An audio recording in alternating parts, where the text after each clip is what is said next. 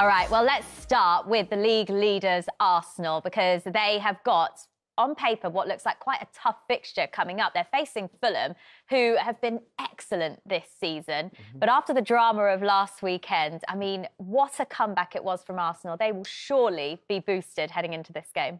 Yeah, absolutely. Look, it showed great character from Arsenal. It showed great determination and great drive as well. There's an honesty about them that I really, I'm drawn to. You know, there's something about the way they're going into every game thinking, we're going to win this, irrelevant of how we start the game. Now, they started on the back foot, 9 seconds in, they're 1-0 down. And it was a great bit of play from Bournemouth, managed to catch Arsenal cold, you know, and if you're gonna show what you're about, and if you want to come back and prove that you're actually in it for the title race and you're an actual real genuine contender, you have to react in a positive way. It took them a little while. They went 2 goals down, but the reaction that we saw from them, absolutely, it was top draw. The thing is, though, is when they went 2-0 down and they managed to start coming back into the game, when it got to 2-2, you just knew they were going to go on and win it, didn't you? And is that the sign of a true Premier League title winner? I think it is. I think there are lots of moments when you look at teams that have won the title, there are lots of moments in their campaign where they've come back and they've rescued victory from the jaws of defeat, or a point from the jaws of defeat. And I think the reason why they've signed Gabriel Jesus and Alexander Zinchenko is precisely to instill that kind of belief in the side. And if you look at Zinchenko in particular, there are a couple of moments this season where he's given interviews that have shown his leadership. He's learned how never to give up until the very last whistle at Manchester City. That's why he's won 4 titles. Now he's got the players in this Arsenal squad to believe. And I don't now think there is any game that they play in where they will think the points are lost until that final whistle goes. There's another name to add to that as well, Jorginho. Yes. You know, he's somebody that knows how to win. He's been there, he's done it as well. And he's come in there with the Premier League experience, and he's just added to this already amazing, confident squad. The very interesting thing about that, just forgive me, Jules, I think as far as Jorginho is concerned, they moved for him after they couldn't get Mikel Arteta. Now, Mudryk would have been a wonderful signing, long-term, very flashy and whatever else. But if you look at Chelsea, he hasn't really given them that much. And Jorginho wouldn't have got a game there. But going to Arsenal, he would have been a lower profile signing. But already he scored a key goal. He has provided real calm in that centre of midfield. Experience. But the experience that is given the entire dressing room is key, because where they are now, I would argue he is more valuable to Arsenal than Mikel Arteta would have been. And what about having a player like Reiss Nelson, who probably no one would have expected to pop up and score the winner? The fact that they've got the entire squad all chipping in with such important goals this season as well says a lot.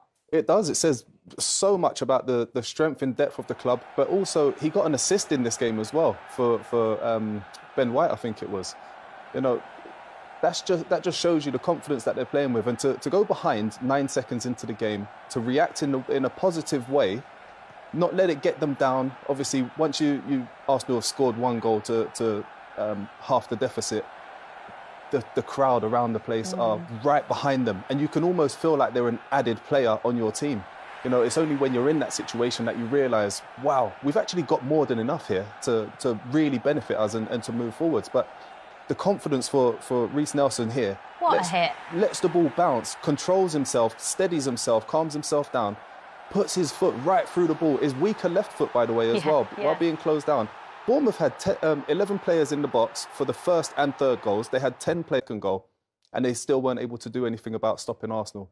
It just goes to show the confidence that Arsenal are playing with at the moment. Yeah, incredible. You can see what the celebrations meant, what it meant to the entire squad as well, Darren. But just to play devil's advocate, is there still a concern over the fragility that we've seen from Arsenal at separate stages this season, but to go 2-0 down against Bournemouth, is that a concern in the title running? I think you're really right to raise that, and I don't think it's churlish at all, because I think they've only kept 3 clean sheets at home so far this season. Now, if you want to win the title, that has to improve.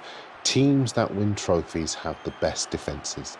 1-0s and clean sheets are more important to you than spectacular 4-3 victories, 3-2 victories. They're great for us, exciting, exciting, compelling, all the adjectives. But the bottom line is that the boring teams, the teams that are able to keep out the opposition, are the ones that go on to win trophies and titles. So how are we looking at it now? We've just seen as we saw there, an incredible comeback to go and win the game. Huge boost for the fans, huge boost for the players, showing great mentality and spirit to come back and turn the game around. But are Manchester City still favourites for you? Do you know what? Arsenal are favourites for me. And they are now? Arsenal have been favourites for me for a little while. I've always said I can't see City losing a game, but I'm almost the same with Arsenal. If they do, I can't see them losing more than one game. You know, so the two teams are going to go toe-to-toe. And I think the game Arsenal will lose is the one against Manchester City, which is creeping up. I think it's in April. I think that will be the one that is a very telling game. 5 points in it. Who's your favourite, Darren, at this point? I've got to go City. I know the nice lady in my ear who always puts up the fixtures every time I start talking about what's happening. I know she's going to help me with this very soon. But I do think Arsenal have got some very difficult... There's a lot of nice ladies in there, Darren. You're going to have to ask nice. They're all lovely. No, the lady always helps me. She's really nice, and thank you very much for doing that. But right on cue. Here we go. Thank you so much. But when I look at those fixtures, they've got to go to Liverpool, they've got to go to West Ham. They are two very difficult fixtures. But look at the top, Fulham. Don't take them for granted. They're in contention for a place in the Europa League next season. Marco Silva's got them scoring goals. Craven Cottage, one of the hardest places to go in the Premier League. I don't think this is going to be easy for a side like Arsenal, who haven't won the league for 20 years, whereas City know the course, they know the distance. Yes, they haven't put together more than 3 wins in a row so far this season, but you know they have it within them to do that. That's why I've got to make them favourites. OK, well, shall we hear from Marco Silva now then? Because he says his players have to be confident about facing the league leaders this weekend. At least to believe in ourselves is the main thing for us, and the most important thing, to believe in ourselves, the way we are going to play.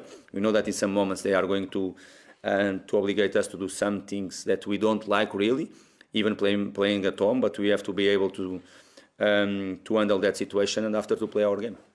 Well, you mentioned it there, Darren. They're fighting for a place in Europe next season. They've only just been promoted, Jermaine. They're having an extraordinary season, and they will look at this game as just as important as Arsenal will be looking at it as well. Yeah, absolutely. Look, Arsenal, Fulham will be doing everything they've been doing all season against Arsenal. Their 2 fullbacks, Robinson and Tete, have been brilliant. They've shown so much energy, confidence going up and down those channels. They've freed up the wingers to give them the opportunity to express themselves as well as they need to. Polinia has been incredible. Yeah. He's been absolutely phenomenal in the middle of the field. This game, that's the thing, and I think that Arsenal fans are delighted about that because they should be so important. He's offered the freedom for a lot of the other players to really get beyond Mitrovic or put the balls into Mitrovic, etc. So they've got ways of playing, which has been brilliant. Full of confidence. They've taken it on from the back from last season.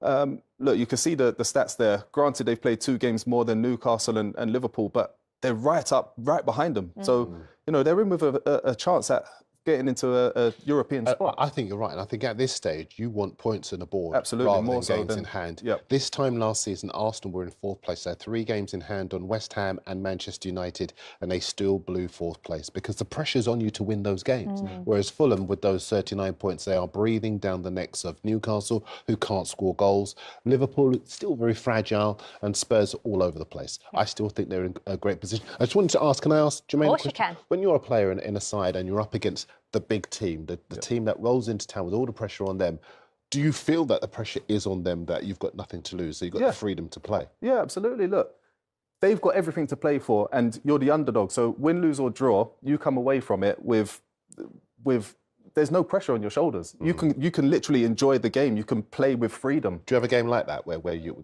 think? Yeah, many times. Many times. I bet you scored, didn't you? Well, when there's no pressure, you tend to see the best of people, you know, and that's exactly what happened with myself in a load of situations. But also, Fulham are not expected to win this game against Arsenal. Both teams are going into it with off the back of really good runs. You know, they've done really well in the last 5, 6, 7 games. So there's no pressure on either side to really win the game. Both sets of fans will be happy with a result here. Yeah, well, Arsenal are 5 points ahead of Manchester City heading into the weekend. So let's talk about Pep Guardiola's side now. They face Crystal Palace. I think when we talk about Manchester City and all of their previous seasons where they've won the title, Darren, it's always in the second part of the season. Yes. They really go into another gear. Are we starting to see that with City now, with more players sharing the goals about and that depth in the squad? Is that why they tend to be so good in the last part of the season? Yeah, absolutely. They've got the experience. I'm talking about the course and the distance, but they've got goals scored throughout the side. They scored nearly 100 goals last season. That was without Haaland. Now, already, Haaland's broken the record held by Torres and Cristiano Ronaldo for the most goals in a Premier League season. And they are going... The funny thing is, when you look at that graphic, they're not actually going as great guns as they were before, because you would expect them to beat Nottingham Forest easily. You'd expect them to beat Leipzig easily. But the point is that we are reaching a stage that they know so well. They're so good at handling the pressure. For us in newspapers, it's brilliant, because what we didn't want this season was a procession. Liverpool aren't what they were last season. And the concern would have been that City win it by a streak. That's not good for the Premier League. That's not good for the competition. Arsenal coming from the clouds, as they have done, to launch this title challenge. And Manchester United resurgent. I know you're going to talk about them later.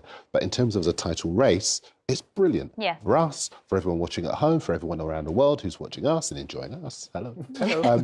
It's fantastic. And I think the Manchester City ability to find a way to win at this stage of the season. I think the difference between the two sides is that Guardiola's a psychologist, and he's used that psychology many times for the last 5 seasons.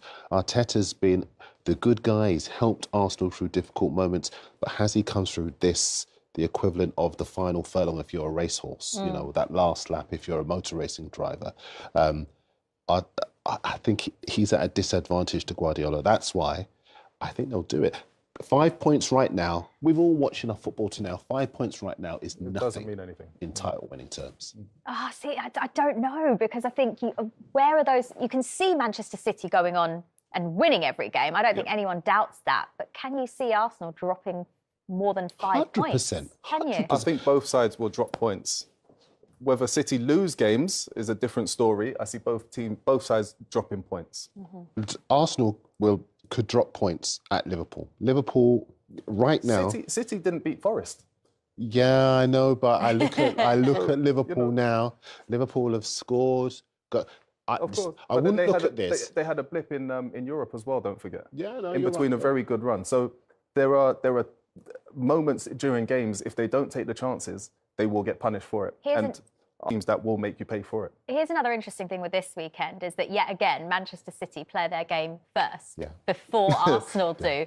So they've got the opportunity to close the gap to 2 points again ahead of Arsenal playing on Sunday. Psychologically, like the players, surely they're watching that, aren't they, Arsenal? Yeah, they'll be getting frustrated with that every single weekend, it seems, almost, you know.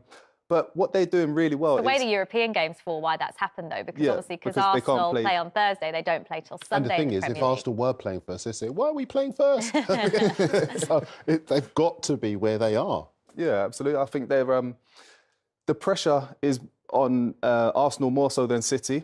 City can go into it and say, right, win, lose or draw, at least we've played the game, we've done the best that we can do and picked up as many points as we possibly can. Whereas, you know, if they win the game, Arsenal have to pick up the points. They have to win.